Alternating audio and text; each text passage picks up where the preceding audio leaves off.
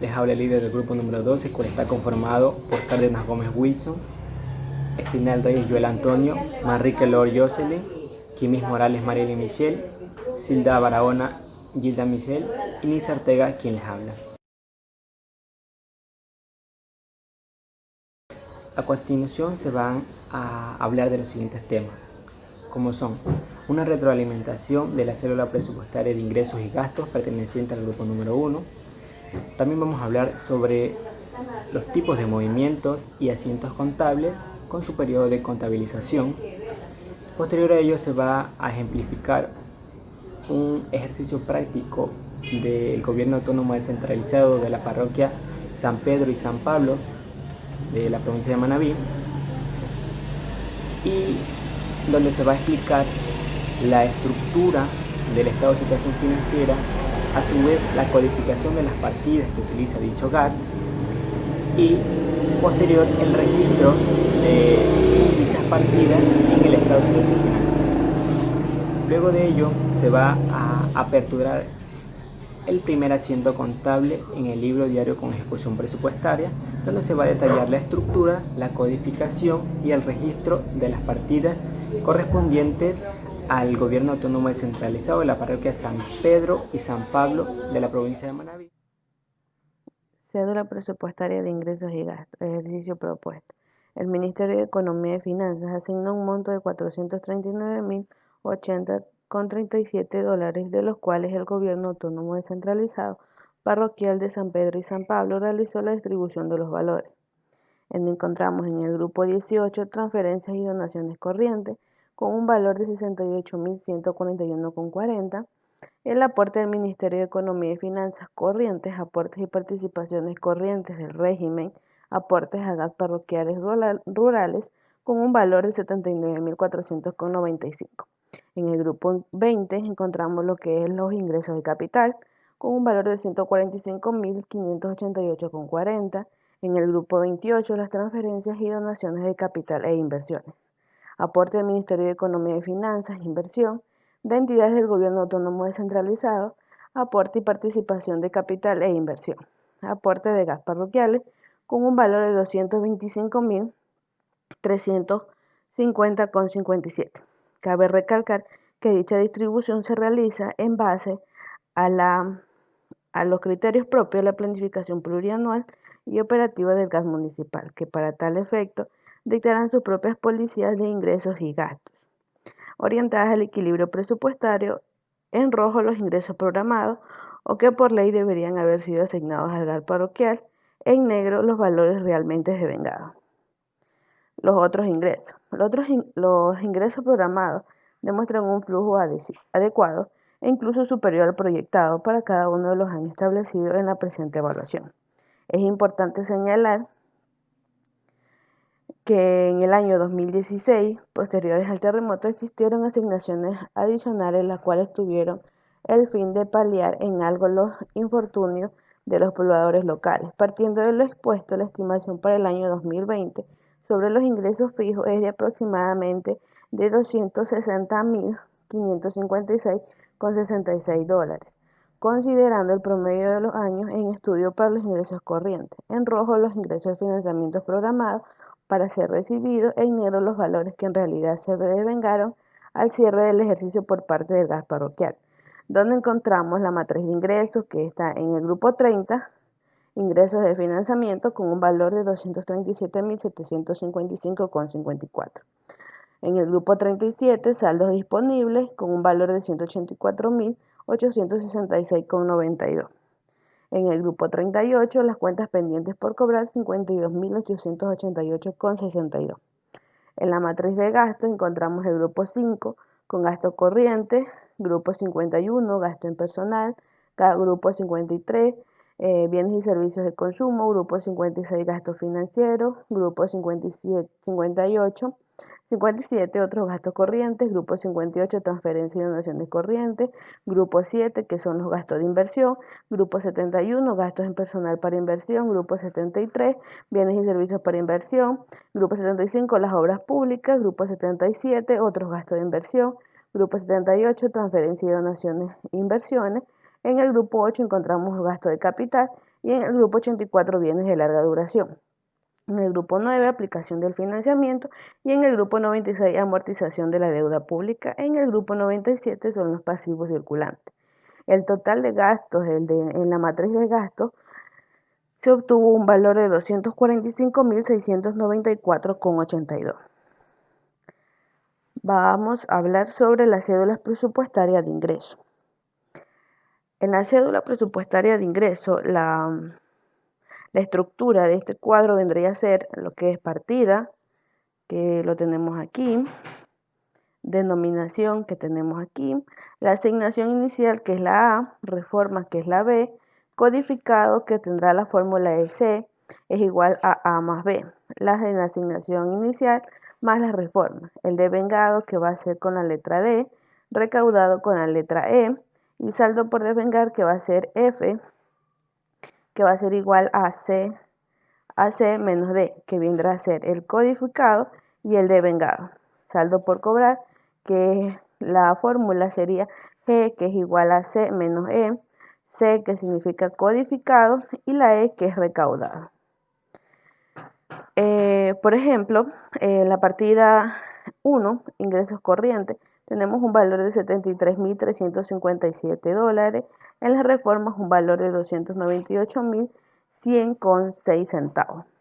Codificado dice que establece la fórmula que C es igual a A más B, donde vamos a sumar la asignación inicial con la reforma, que tendrá un valor de 371.457,06. El devengado va a ser tendrá un valor recaudado igual, y el saldo por devengar, que va a ser F, que F es igual a C menos D, que es este valor que está aquí, que es el codificado, y el D, que es el 371.457, menos el devengado, que también tiene el mismo valor, 371.457,06, que tendrá un valor de 0. Y con el saldo por cobrar, que la fórmula establece, G es igual a C menos E. C, que significa codificado, y la E, que es recaudado. Estos dos valores se restan y obtendremos un valor que sería 274.180,46.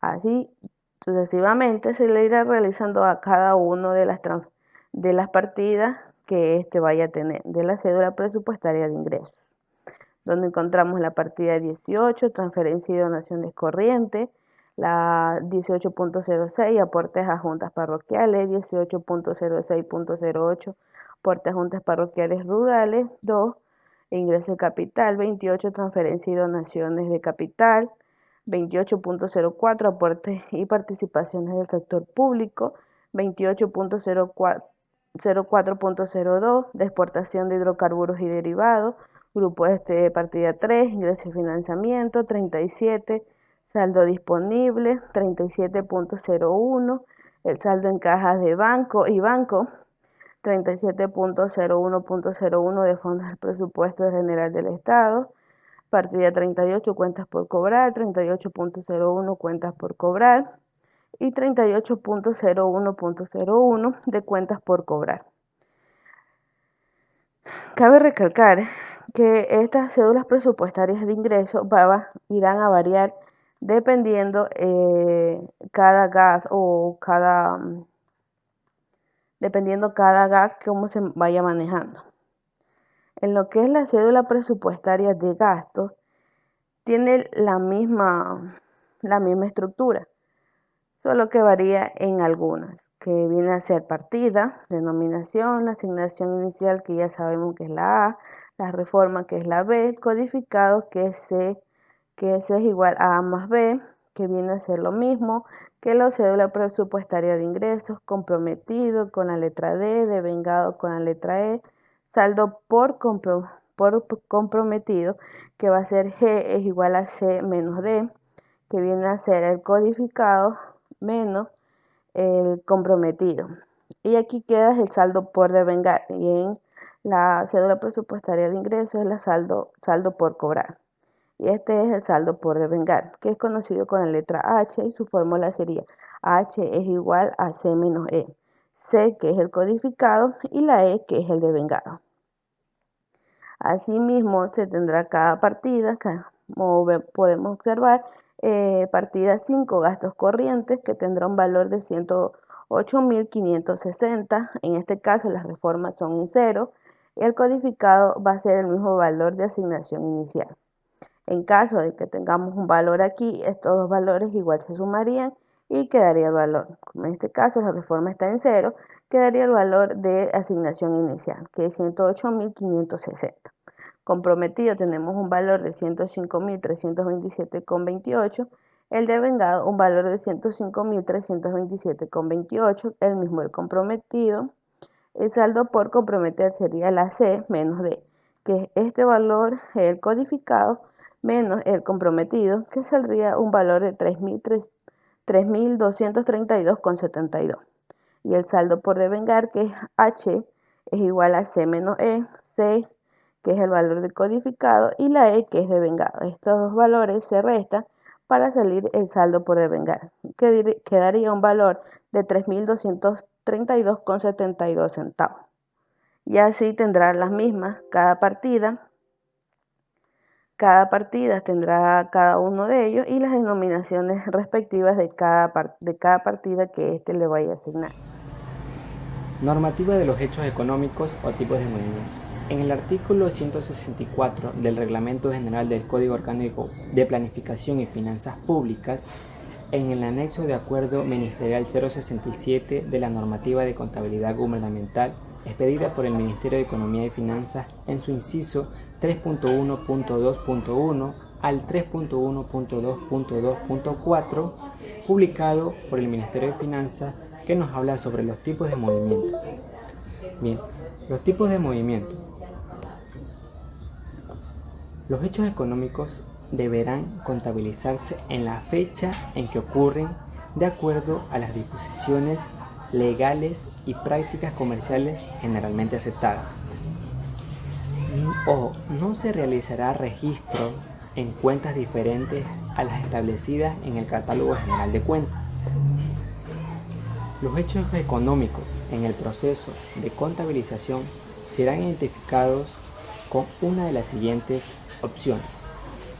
Existen 5 tipos de movimientos, los cuales son el movimiento de apertura, el movimiento financiero, el movimiento de ajuste, el movimiento de cierre y el movimiento de cuentas de orden. Cada uno de estos movimientos van a estar representados por su nomenclatura, el cual va a ser, para el tipo de movimiento de apertura, va a estar representado por la letra A, el movimiento financiero por la letra F, el movimiento de ajuste por la letra J, el movimiento de cierre por la letra C y las cuentas de orden por la letra O. Vamos a ver de qué trata cada uno de los tipos de movimiento. Bien, el movimiento de apertura es el que identifica el registro de los saldos de las cuentas tanto de activo, pasivo y patrimonio, y de las cuentas de orden al inicio de cada ejercicio fiscal.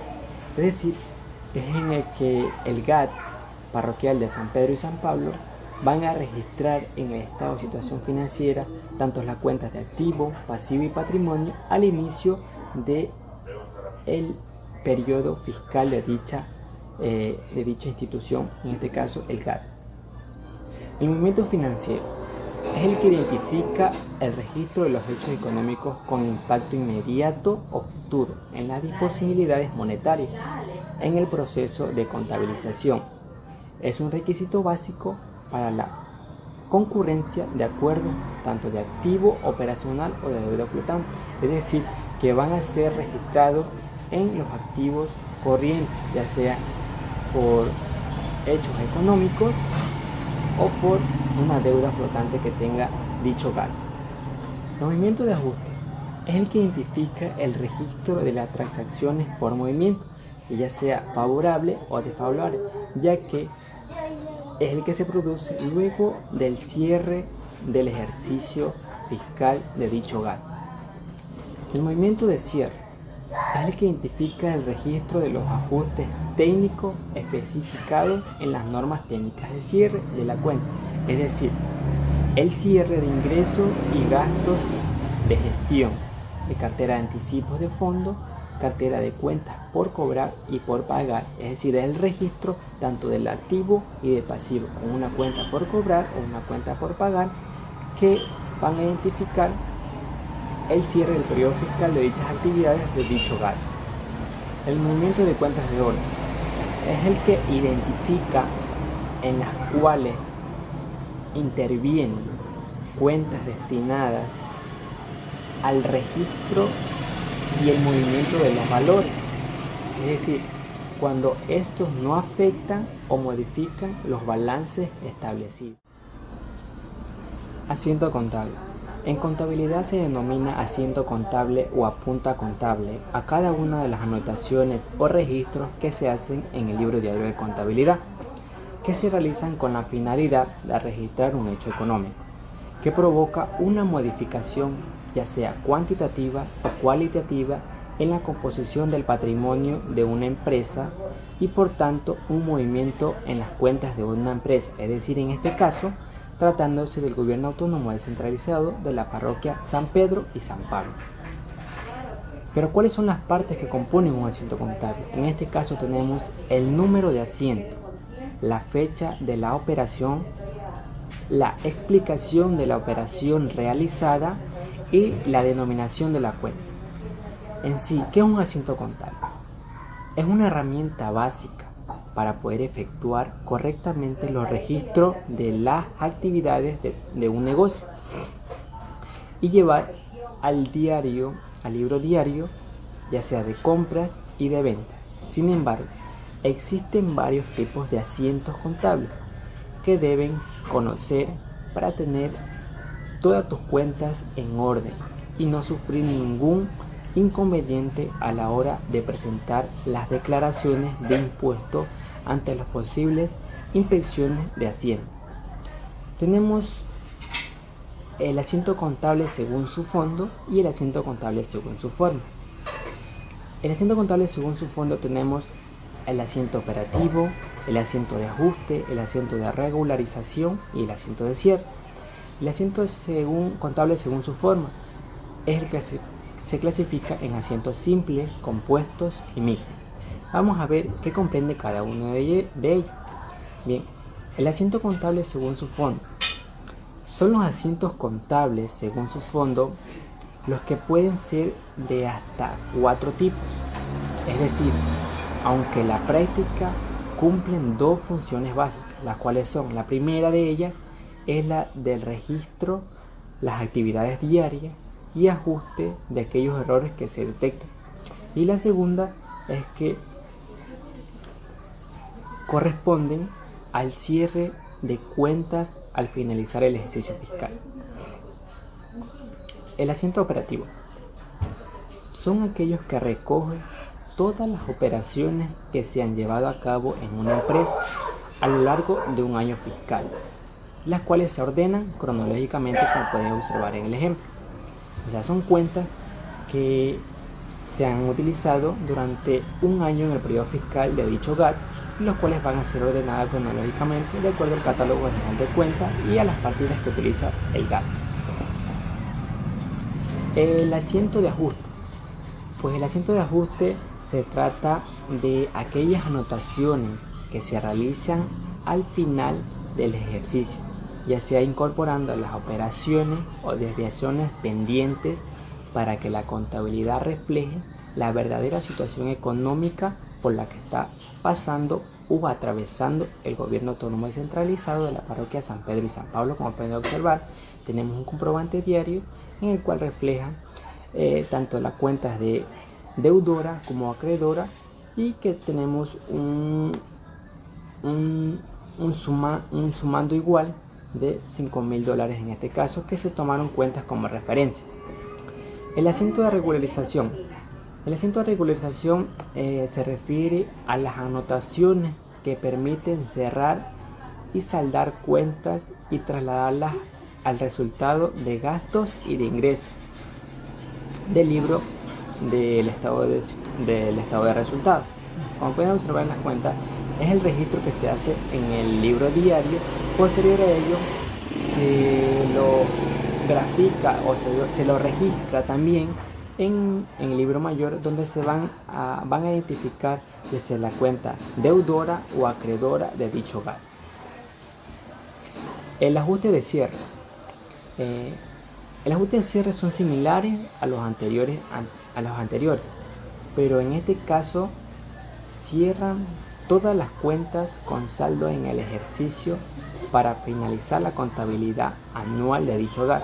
Es decir, como pueden observar, las cuentas de cierre de gasto y de costo son ordenadas cronológicamente, y los cuales me van a identificar un saldo final por el cierre fiscal de un periodo anual de dicho hogar. En este caso tenemos un resultado tanto deudor como acreedor, es decir, en el debe y en el haber, que concuerdan de acuerdo a las actividades que se ha realizado en dicho hogar.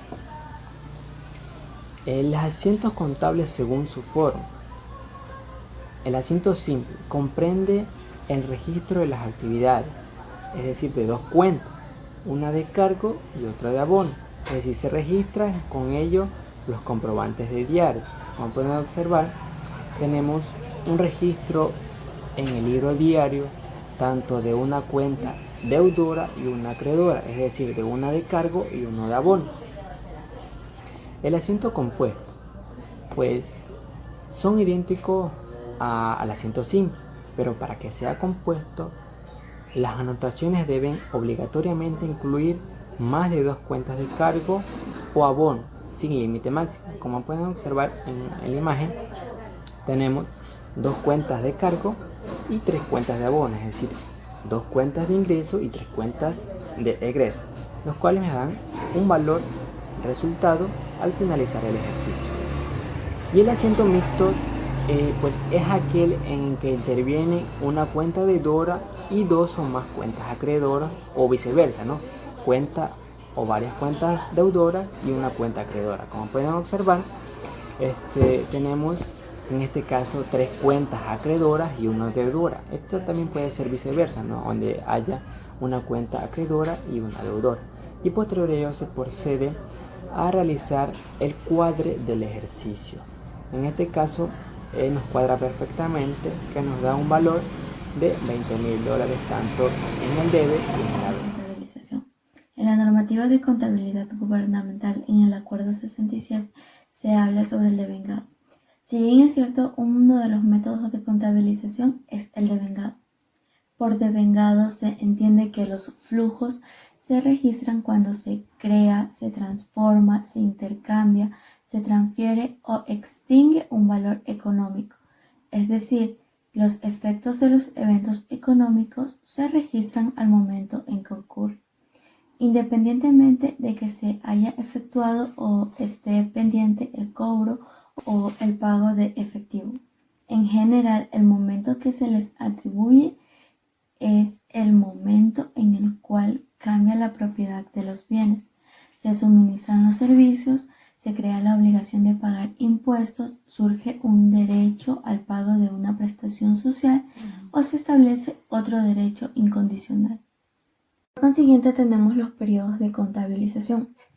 Aquí hablamos sobre los hechos económicos deberán contabilizar en la fecha que ocurran, dentro de cada periodo mensual, de acuerdo con las disposiciones legales y las prácticas comerciales de general aceptación en el país. No se anticiparán o postergarán las anotaciones ni se contabilizarán en cuentas diferentes a los establecidos en el catálogo general.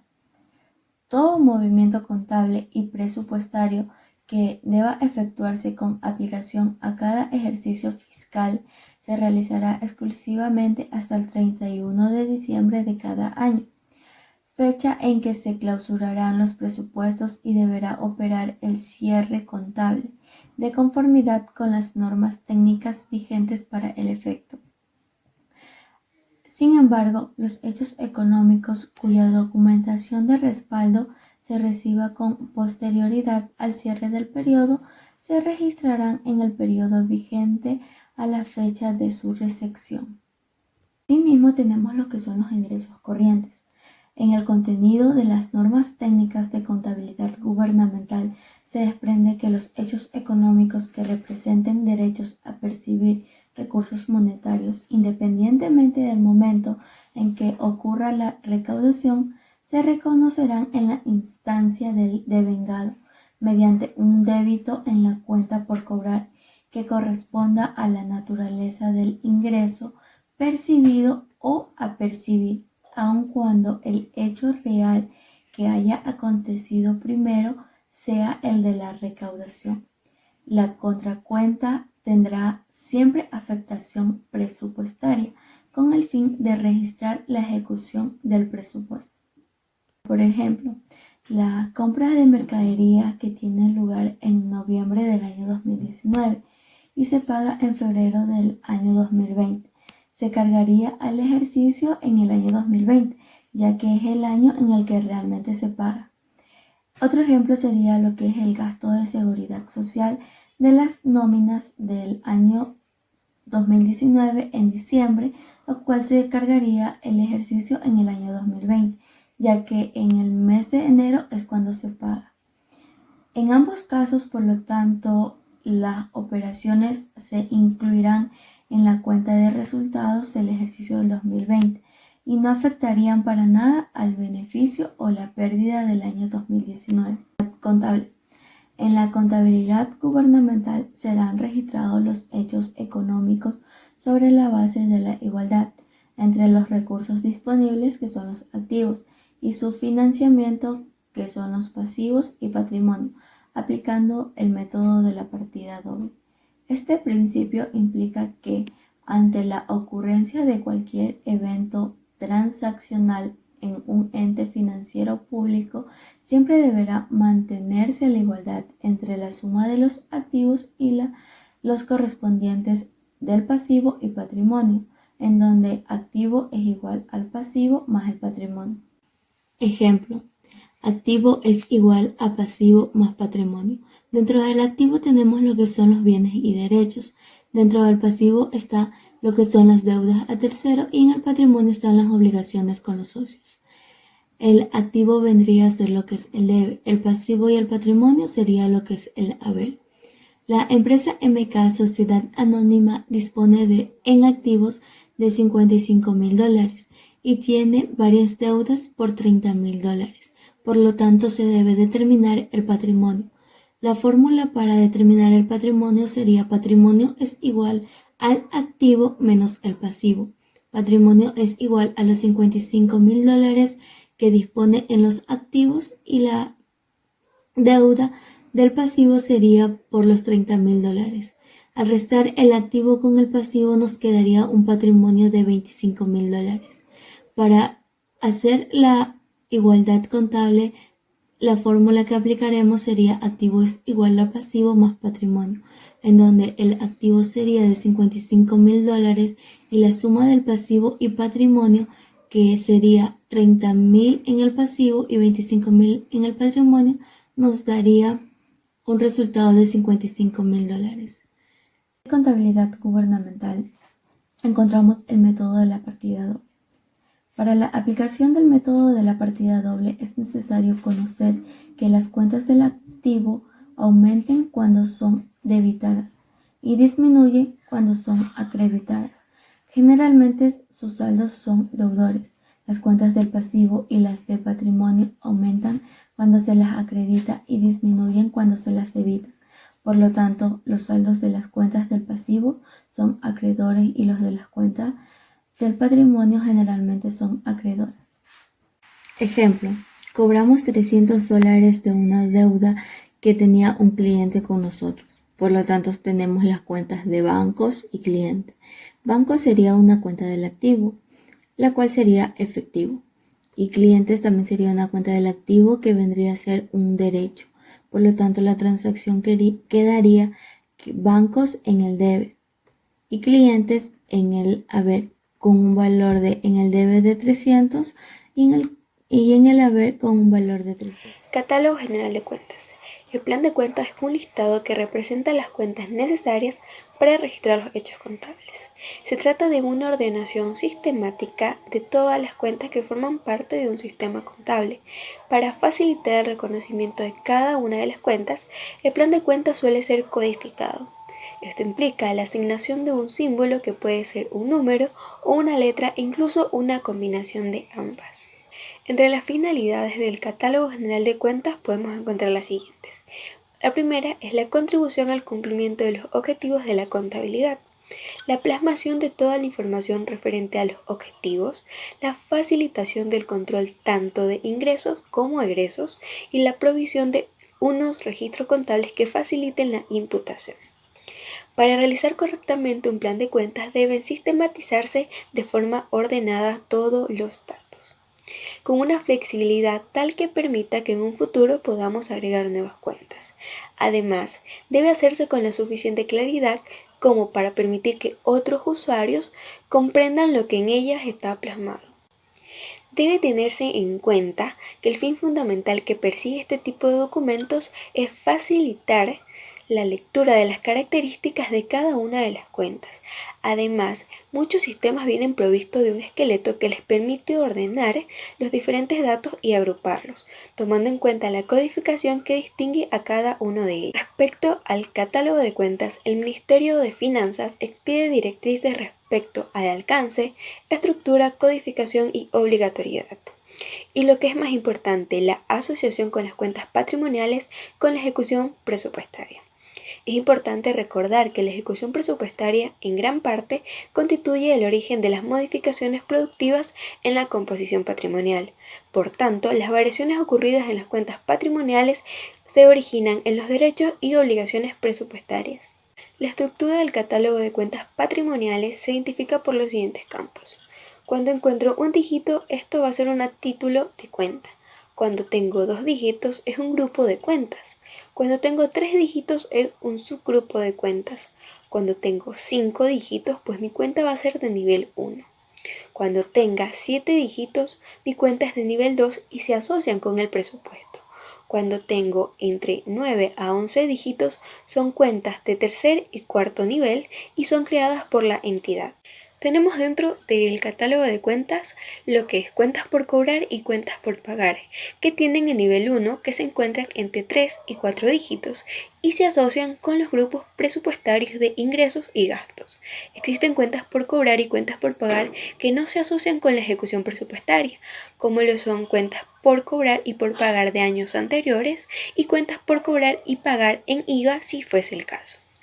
Las cuentas de nivel 2 entre 5 y 6 dígitos se asocian con las partidas presupuestarias ejecutadas a nivel de ítem. Las cuentas de nivel 3 y 4 serán establecidas por la entidad de acuerdo a las necesidades de información. Los auxiliares abrirán dependiendo de las necesidades a partir de las cuentas de nivel 1 a 4.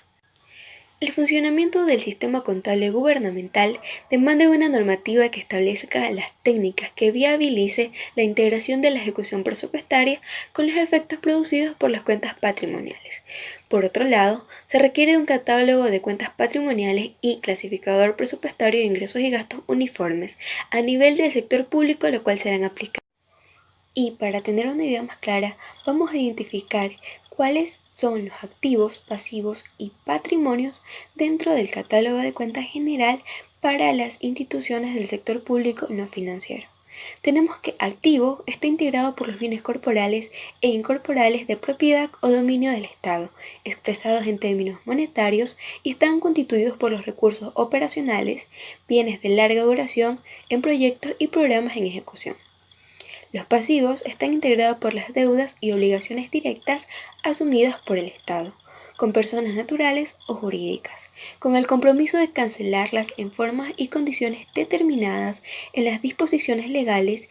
Están constituidos por el financiamiento de terceros provenientes de deuda flotante y deuda pública. El patrimonio público es la participación del Estado en conjunto de recursos existentes. Están constituidos por el patrimonio acumulado, ingresos y gastos de. Hola, ¿qué tal? Mi nombre es Joel Antonio Espinal Reyes. Y continuando con la exposición, le voy a dar un pequeño ejemplo.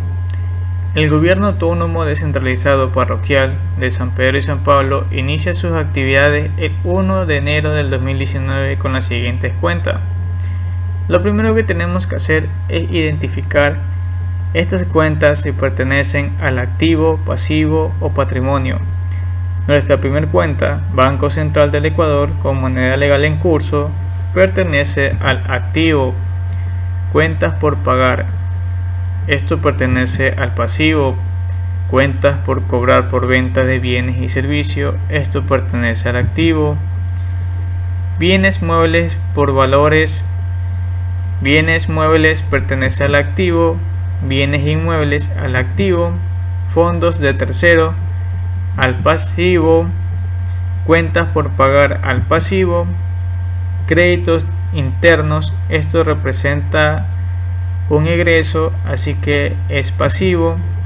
Resultados del ejercicio anterior, esto es una cuenta del patrimonio. Anticipo a servicios públicos, que es activo, y anticipos de fondos de años anteriores, que esto también es activo. Una vez identificadas nuestras cuentas, procedemos a realizar nuestro estado de situación financiera inicial con su respectiva codificación. Nuestra codificación la vamos a sacar de este catálogo general de cuentas contables del sector público no financieros, actualizado al 1 de enero de 2020 bajo el ministro de Economía y Finanzas del gobierno, en el cual tenemos nuestros activos con sus respectivas codificaciones.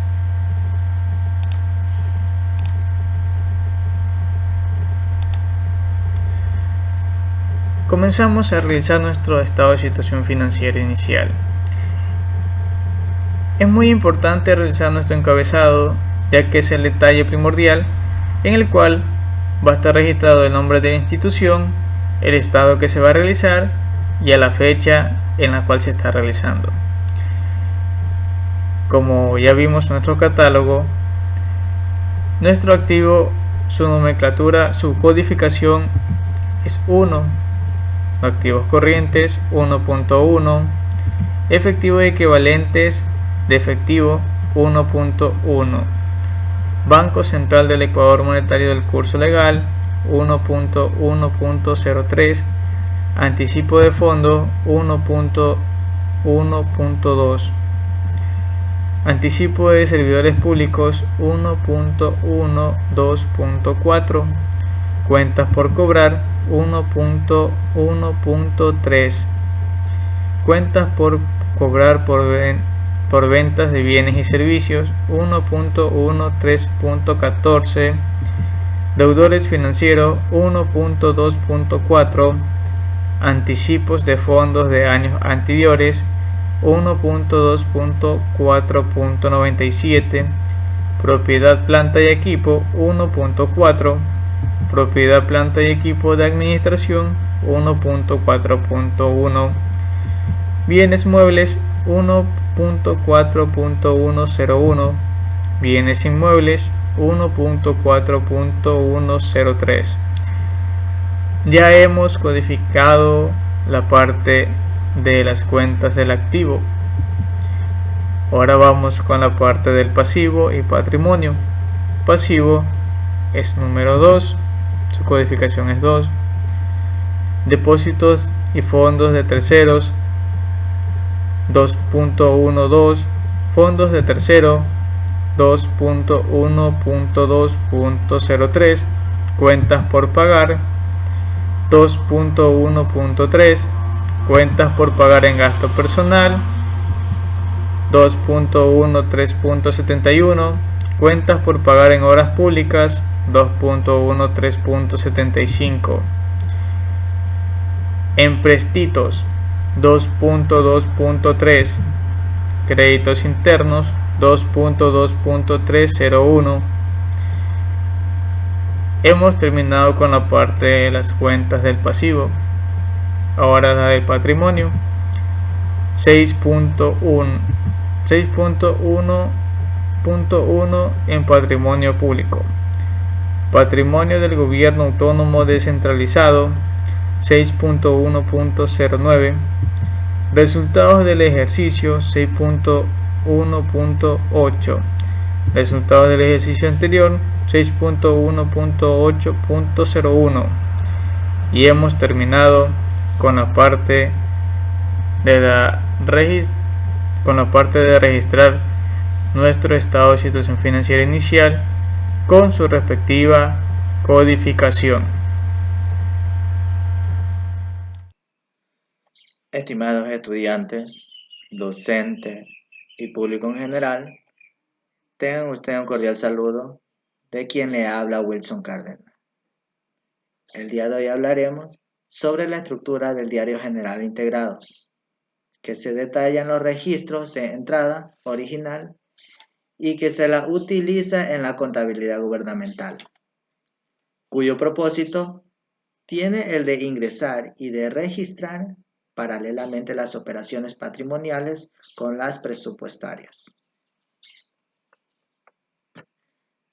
Si bien se puede observar la estructura del Diario General Integrado, detallando la entidad o la institución en la parte superior, que en este sentido es Gobierno Autónomo Descentralizado Parroquial de San Pedro y San Pablo,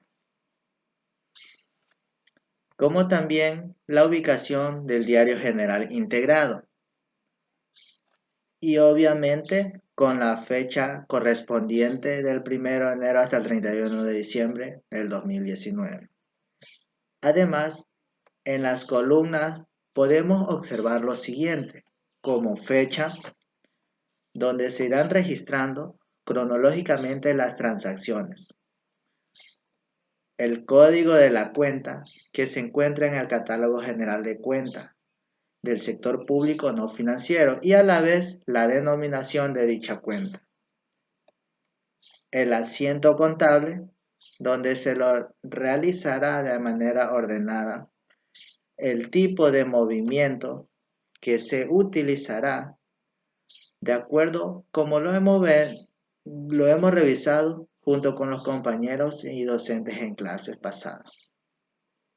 Llámese a esto el de apertura, representado por la letra A, el financiero con la letra F, el de ajuste con la letra J, el de cierre con la letra C y por último el de orden con la letra O.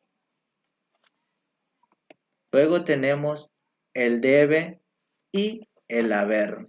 Cabe recalcar que las columnas antes mencionadas corresponden a la afectación del registro patrimonial, ya que en este sentido el registro patrimonial se lo realizará de acuerdo a la partida doble, es decir, que siempre habrá una cuenta deudora y otra acreedora. Por lo tanto, debemos registrar los valores tanto en el debe y del haber. Al denominarse Diario General Integrado, quiere decir que está integrando además a la ejecución presupuestaria, donde la complementará por el código del ítem presupuestario, la denominación o partida de este ítem presupuestario y el devengado, que se afectan en los ingresos, en los gastos, en adquisiciones de bienes y materiales, en adquisiciones de activos, entre otras.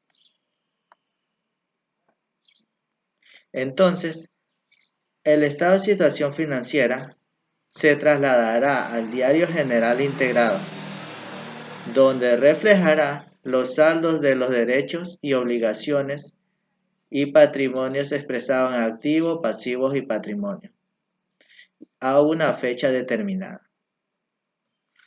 Mientras que la ejecución presupuestaria se llevará a cabo estableciendo una relación por su naturaleza tanto de ingresos y de gastos entre la asignación codificada y la ejecución del presupuesto durante un periodo determinado de tiempo y que permita analizar el grado de ejecución, alcanzando así el superávit o déficit presupuestario.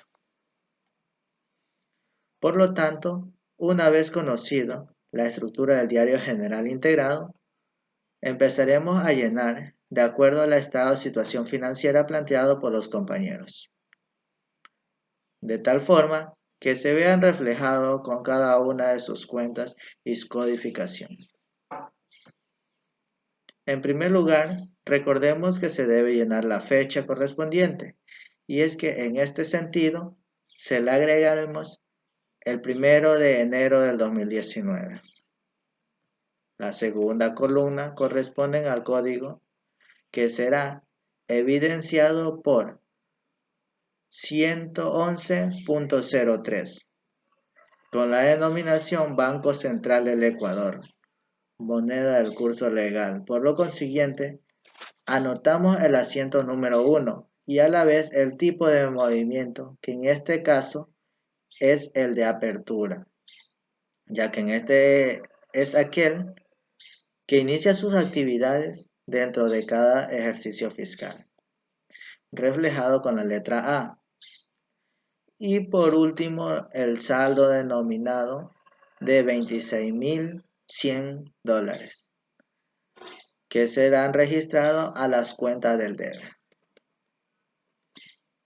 Asimismo, registramos la siguiente cuenta con el código 112.01, denominado Anticipos a servidores públicos, cuyo valor es de 8.898,60 centavos. La siguiente cuenta con el código 113.14, denominada Cuentas por cobrar por ventas de bienes y servicios, cuyo valor es $8.000. De igual forma, la siguiente cuenta con el código 124.97, denominada Anticipos de fondos de años anteriores, cuyo saldo es de 10.524,75 centavos. Por lo consiguiente, tenemos el código 141.01, denominada Bienes muebles, cuyo valor es de $600.034. Y por último tenemos el código 141.01, denominada Bienes inmuebles, cuyo valor es de $75.300,12 centavos de las cuentas del activo.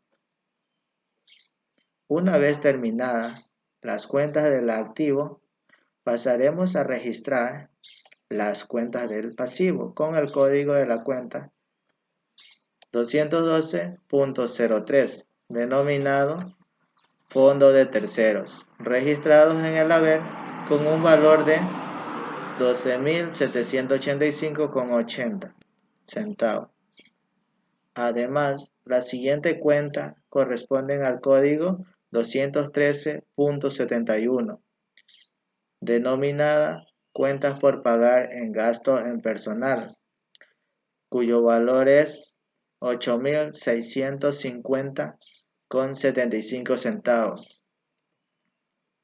Asimismo, tenemos la cuenta 213.75 con la denominación Cuentas por pagar en obras públicas, cuyo valor es 58.368,55 centavos. También el código 223.01, denominada Créditos internos, con un valor de 5.800,25 centavos. Se recalca el código 611.09, que corresponden ya a las cuentas del patrimonio, en este sentido del gobierno autónomo descentralizado, con un valor de 520.252.12 centavos. Y por último, el código 618.01 denominado resultado del ejercicio anterior, cuyo valor es de $123,000. Finalmente registramos el valor por el asiento de apertura. Entonces es así como se ha quedado recalcado este primer asiento, pero se debe realizar el asiento de ajuste con la misma fecha correspondiente, con el código 618.01 denominado resultado del ejercicio anterior. El asiento, cargaremos el asiento número 2. El tipo de movimiento es el tipo de ajuste con un valor cargado al debe de $123,000. Además, el siguiente código es 611.01 con la denominación Patrimonio del Gobierno Central. En este sentido, la cuenta será cargada al haber con $123,000, efectuando la partida doble correspondiente. Y una vez más, el valor por el cierre de la cuenta y las transferencias del resultado del ejercicio al patrimonio.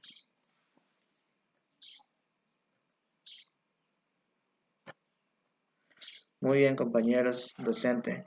Es así como hemos reflejado el diario general integrado, trasladado del estado de situación inicial o financiera al libro diario general integrado.